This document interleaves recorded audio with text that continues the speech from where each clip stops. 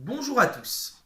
Lorsqu'une onde passe à travers une fente ou un obstacle et que la fente ou l'obstacle a une dimension plus petite ou du même ordre de grandeur que la longueur d'onde, cette onde subit une diffraction, telle que ceci. Prenons un laser et faisons passer le laser à travers une fente. Voici ce que l'on obtient. Il s'agit d'une figure de diffraction. Étudions le montage d'un petit peu plus près. Nous avons le laser, suivi de la fente et l'écran. Le faisceau lumineux est dévié d'un demi-angle θ. Nous avons comme formule θ égale lambda sur A. Pour un angle petit, tangente θ est à peu près égale à θ. Faisons la tangente de cet angle.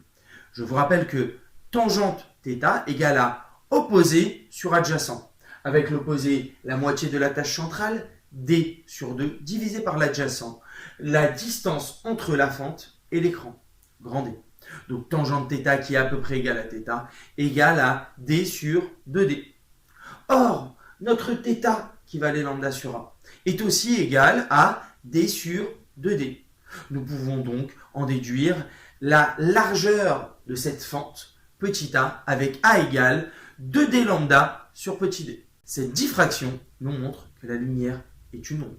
On appelle la différence de marche delta la différence entre la distance d1 entre la première source et le point M et d2 entre la seconde source et le point M.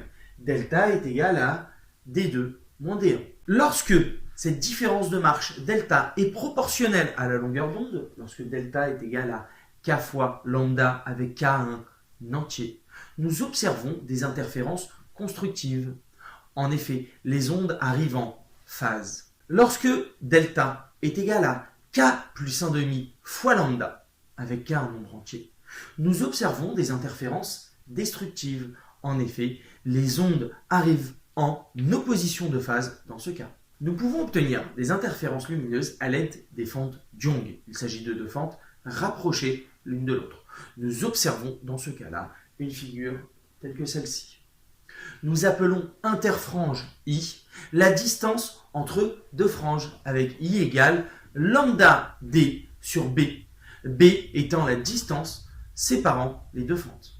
Dans le cas des interférences lumineuses, les zones sombres correspondent à des interférences destructives, tandis que les zones lumineuses des interférences constructives. Lorsque nous sommes dans la rue et qu'un camion de pompiers passe devant nous, nous remarquons que le son émis lorsqu'il se rapproche est différent du son émis lorsqu'il s'éloigne.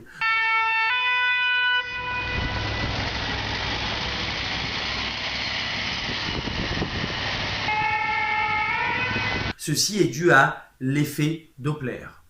En effet, la fréquence émise est différente de la fréquence reçue.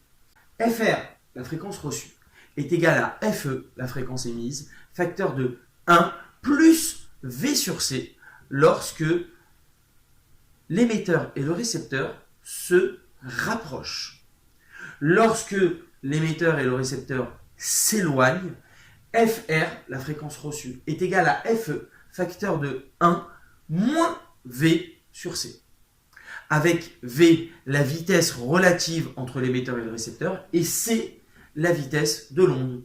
Si c'est une onde sonore, C vaudra 340 mètres par seconde. Si c'est une onde lumineuse, il vaudra 3 fois 10 puissance 8 mètres par seconde.